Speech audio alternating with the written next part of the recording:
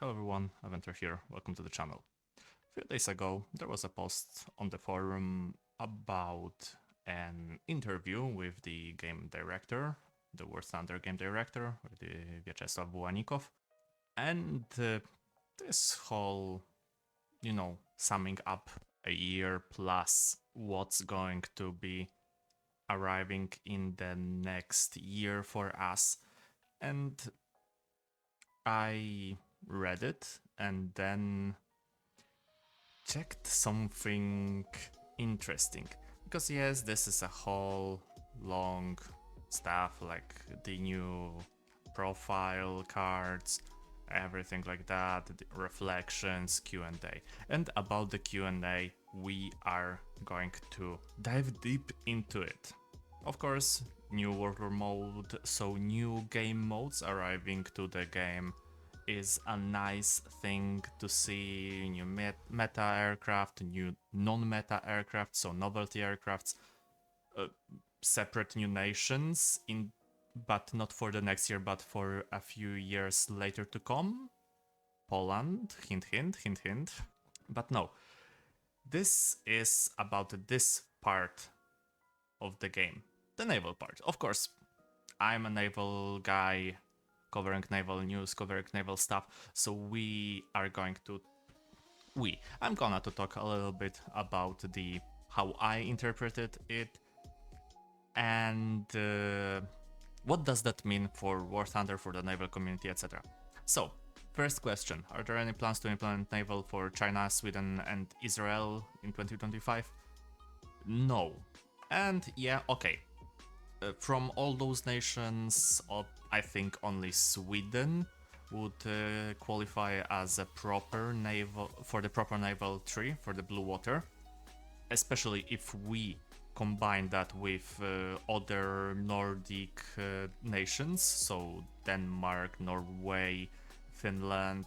That would make some interesting nation with quite a lot of vehicles to be added and quite unique vehicles, because for example stuff like coastal defense ships, so not certainly a battle cruiser nor a battleship, something in between, something maybe different, maybe weaker, maybe more powerful, definitely an interesting addition.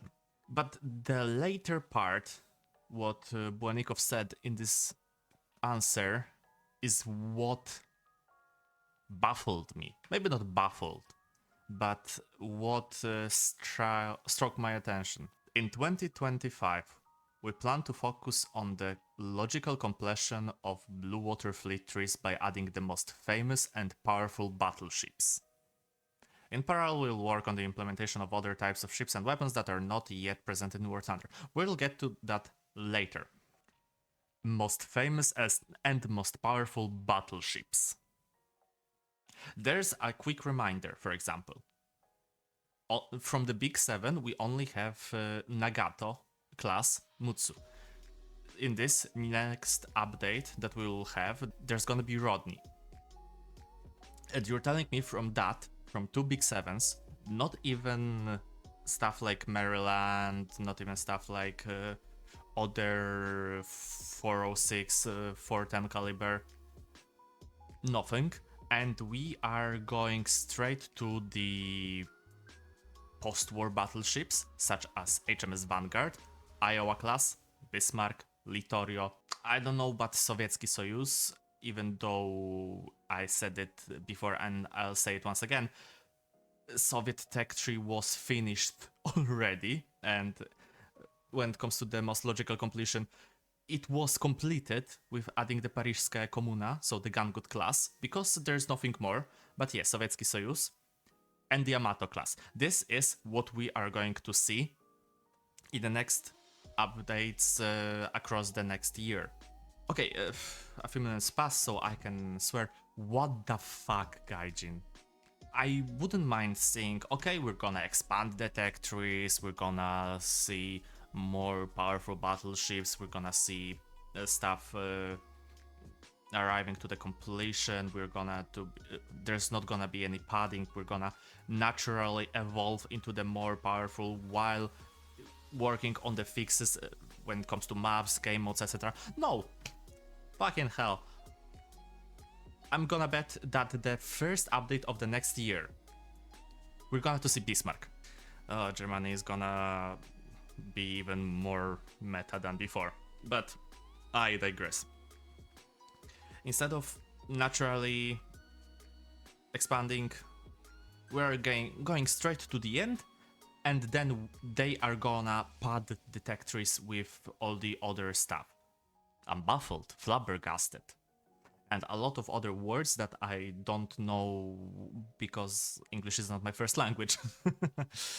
But truly, this is something that I dread to see it coming, simply because of the issues Naval has. Maybe not the issues with the game modes or with the gameplay, mostly because of the maps.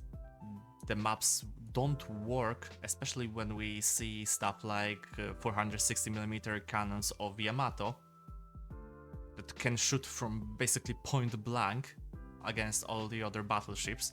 This is gonna be devastating. Part of me is happy because yay, Japan will rule the waves. The part of me is anticipating that in horror, because this is gonna change the naval, and I still don't know whether I can say for the better or for the worse. I know the reasoning behind that. I know why they're going to do that. They are going to add them because they want an influx of the new players that, first of all, will buy premiums, second of all, will grind to those vehicles, so invest more time in that.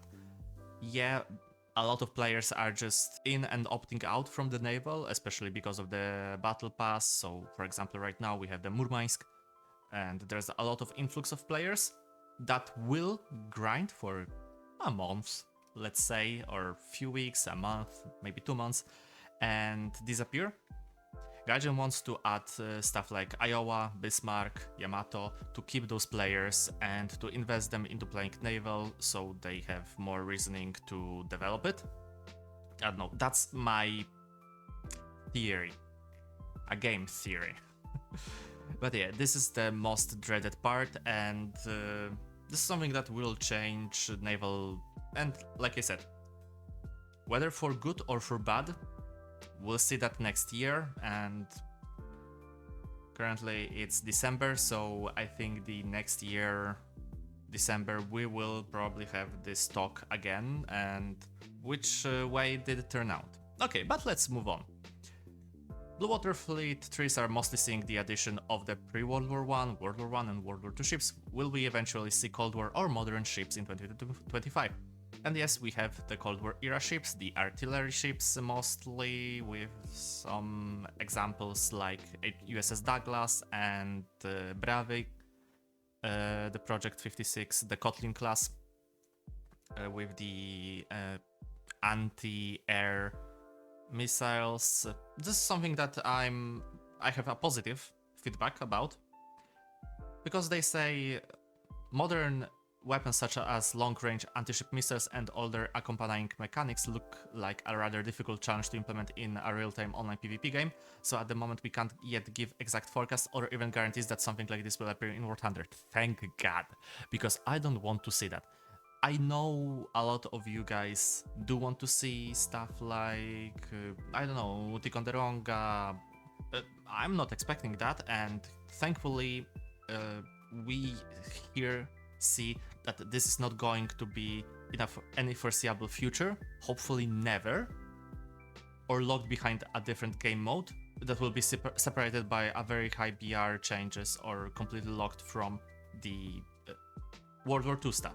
Because with the current matchmaking, with the how current BRs are working, with the very, very crammed and not decompressed BRs, seeing something like Moffat at 5.0 being matched with JDS Congo with the Aegis missiles, no, I am not anticipating that, and I bet your ass this would be like that.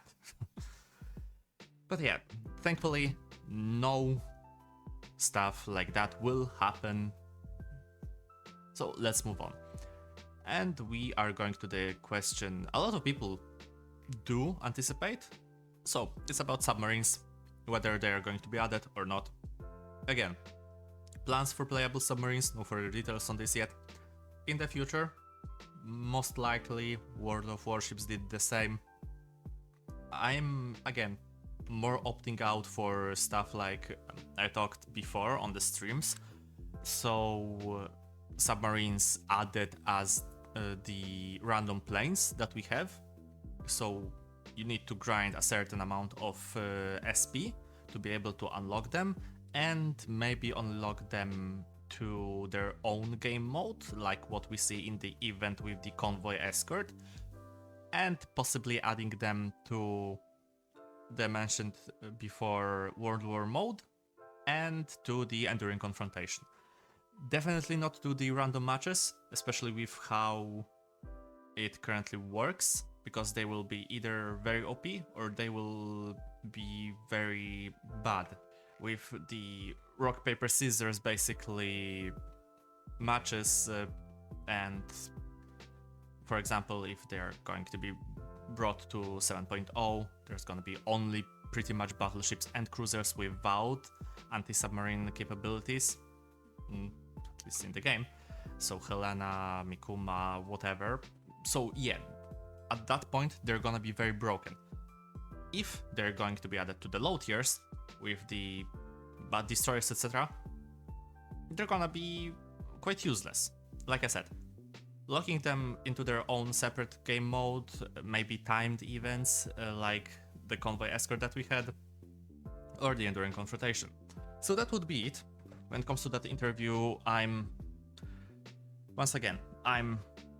positive about some feedbacks, like the not adding the anti-ship missiles, not adding submarines into the random matchmaking.